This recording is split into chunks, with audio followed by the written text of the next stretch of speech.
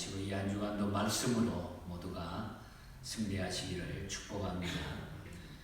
오늘 이 본장에는 다윗의 마지막 유언이 나타난 부분으로 후계자 솔로몬에게 신앙의 당부와 더불어서 솔로몬 때 건축하게 될 성전 건축의 양식에 대한 설명을 모든 사람들을 불러놓고 자세하게 소개하고 있는 이런 모습이 본장에 쭉 나타나고 있습니다. 다윗의 이 은퇴에 대한 이야기가 마지막 삶의 이야기가 23장부터 27장까지 계속 언급이 되어 왔습니다. 이제 다윗은 마지막 세상을 떠나야 할 때가 되었습니다. 하지만 다윗은 자기의 이 마지막 날이 가까워 올수록 더욱 분주하게 자기에게 주어진 일을 또 마무리하고 또 해야 될 일을 꼭 감당하는 이런 모습이 나타나고 있습니다. 그런 중요한 일들을 마무리해야 되기 때문에 아주 분주하게 말년을 보내고 있는 것을 보게 됩니다. 그래서 다윗은 이제 세상 떠나기 전에 성전 봉사자들을 임명하고 그 봉사 순번을 규례대로 정하고 또 국방을 담당할 군대를 조직하고 또 지방 행정관들을 임명한 일들이 그대로 23장부터 쭉 나타난 것을 우리가 지금까지 살펴봤습니다. 이제 자신이 할 수 있는 모든 조직과 제도를 다 정비한 후에 오늘 이 본장에 와서 보면은 솔로몬에게 이제 왕위를 마지막으로 계승하면서 솔로몬과 신하들에게 마지막 유언을 남기고 있는 이런 입장의 모습을 대하게 됩니다. 오늘 이 본문을 우리가 잠시 살피면서 우리 깊은 기도의 제목을 찾으시기를 바랍니다.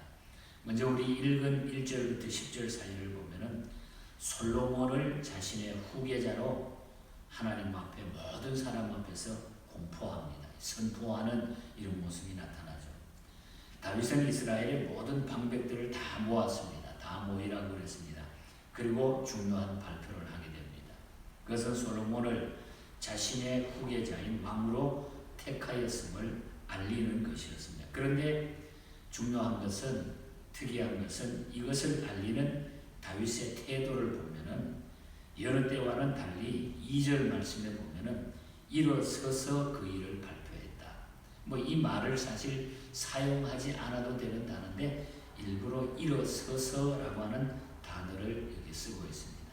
일반적으로 왕이 백성들을 모아놓고 새로운 일을 말할 때는 앉아서 하는 것이 상례였습니다.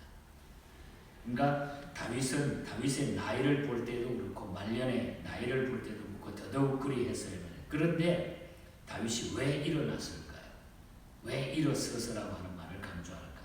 그것은 이 모든 일이 자신의 뜻에 의해서 이루어지는 것이 아니라 하나님의 주권으로 이루어짐을 나타내기 위해서 이 말씀을 일어서서 했다고 하는 것입니다.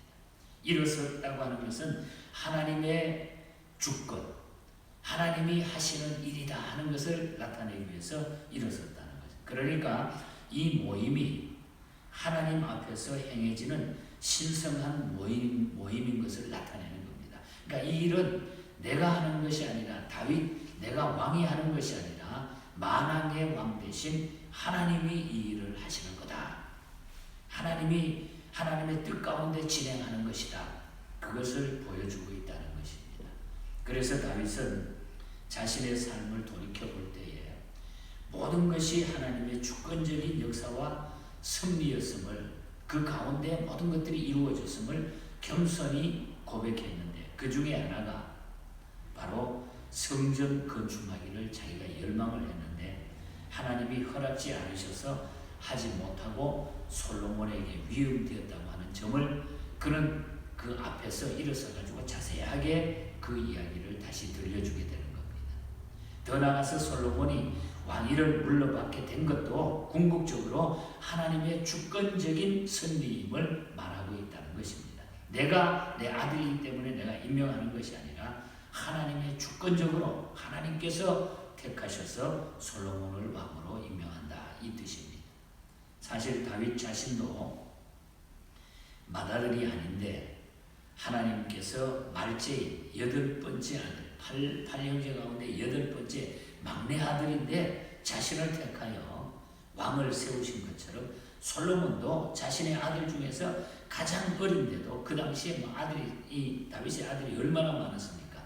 그 왕이 정탈전을 해가지고 막 구테타도 일으키고 별별 일이 다 있었는데 그 아들 중에 솔로몬은 지금 아주 어린데도 왕으로 삼게 된 것은 자신의 결정이 아니라 하나님의 주권적인 섭리로 그렇게 됐다 하는 것을 말하고 있는 것입니다.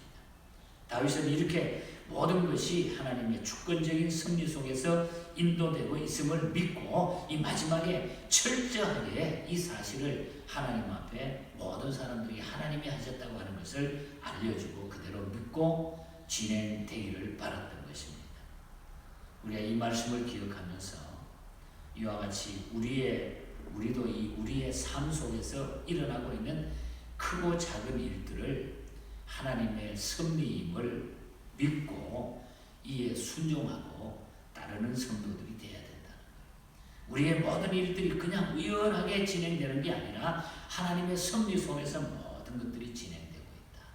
그래서 그걸 믿고 따르면서 내가 잘못하고 있는 것은 하나님 앞에 엎드려 회개하고 버릴 것은 버리고 끊을 것은 끊고 이렇게 나가야 된다. 하나님의 섭리 속에 모든 일들은 진행돼 간다. 내 뜻대로 되질 않는다. 그리고 내 뜻대로 하려고 그러다 보면 다 막히게 되고 그걸 통해서 내가 엄청난 어려움을 겪게 된다는 것이죠. 그 다음에 오늘 읽지 못했습니다만 11절부터 19절까지의 말씀을 보면 다윗은 장차 솔로몬이 지어야 할 성전 모양하고 양식에 관한 것을 자세히 유언으로 알려줍니다. 어떻게 하고 이 성전을 어떻게 지어라. 그 양식에 대해서 유언적으로 아주 자세하게 알려주고 있다는 거죠. 다윗은 솔로몬에게 성전 양식까지 상세하게 알려주었는데 이는 솔로몬이 왕위에 오르는 것에서부터 정치적 혼란을 예상하고 솔로몬에게 부담을 덜어주기 위해서 성전 건축 양식까지 마련해 주었던 것이라고 볼 수 있는 것입니다. 사실 이 설계도는 다윗이 임의로 만든 것이 아니라 성령의 감동으로 작성이 된다. 12절 보면 그런 말이 나오죠. 그가 영감으로 모든 것을 받았다. 영감으로 받은 모든 것이다. 그러니까 다윗이 자기 생각으로 한 것이 아니라 성령의 영감으로 하나님이 주신 그 메시지를 바로 증거해주고 솔로몬에게 이야기한다는 거죠. 그러니까 성전 건축의 역사는 성령의 역사라고 하는 그런 말입니다. 모르긴 몰라도 성전 건축이라는 막대한 과업을 책임지게 될 이 솔로몬에게 있어서는 이 일은 큰 부담이 됐을 거예요. 자기는 전혀 생각지도 못했는데 아버지 왕이 이 일에 대해서 쭉 설명을 하니까 알게 모르게 솔로몬은 큰 부담이 되었을 것입니다. 그런데 성령께서 일러준 성전 설계도까지 갖게 되었으니 성령의 도움으로 반드시 이루어질 것이라는 것을 암시해 주신 그런 말씀입니다. 그러니까 걱정하지 마라. 이것은 우리 인간적으로 하는 것이 아니라 성령께서 이미 우리에게 알려주시고 성령께서 인도해 주시니까 걱정하지 마라 하는 이런 편안한 하나님의 보호의 메시지가 담겨져 있다는 거죠.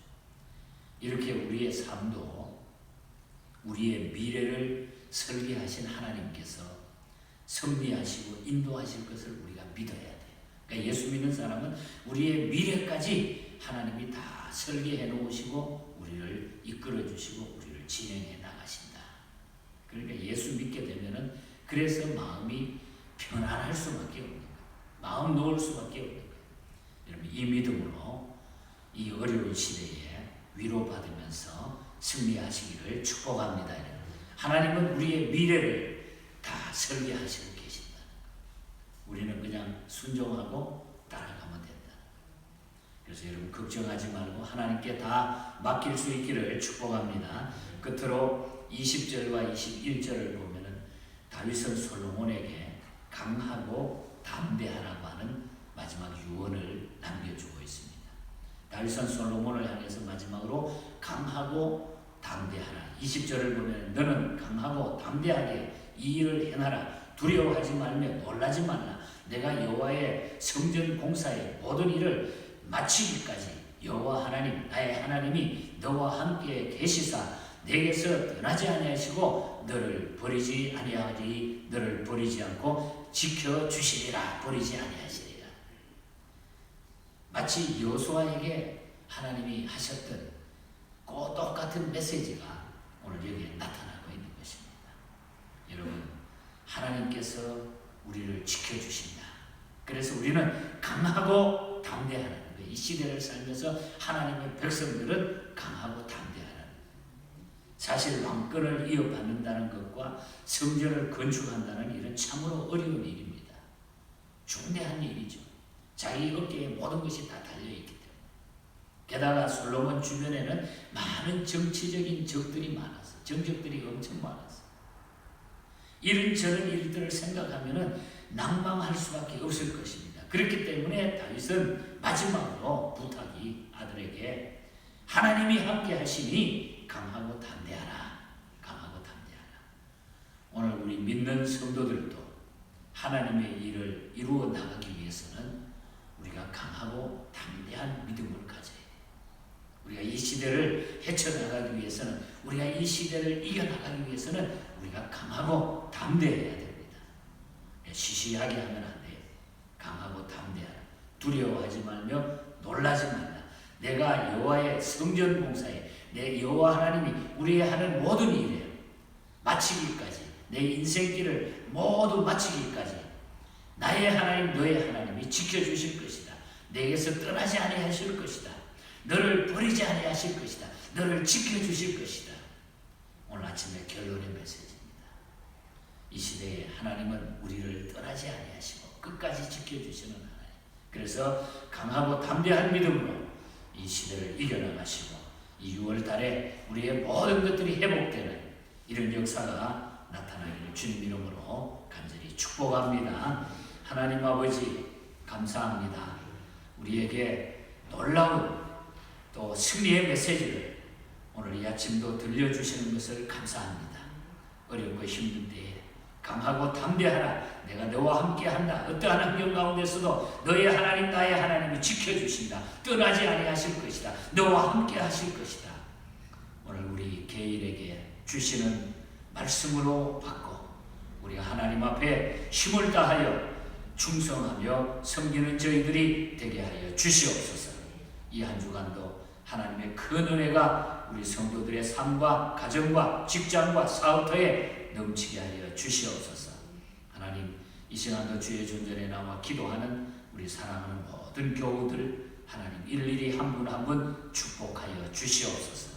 특별히 우리 조혜리 집사님 이제 한 달 동안 또 한국을 방문할 계획을 가지고 여러 가지 힘든 가운데서도 또 다녀오기를 원합니다. 하나님 모든 일들 지켜주시고 돌아올 때까지 건강하게 하시고 지혜롭게 하셔서 좋은 만남과 좋은 일을 이루고 돌아올 수 있도록 하나님 축복하여 주시옵소서. 우리 이 자리에 나와 있는 모든 주의 백성들, 우리 교우들 한 분 한 분 이 시간도 축복하여 주시옵소서. 거룩하신 예수님 이름으로 기도하옵나이다. 아멘. 하늘에 계신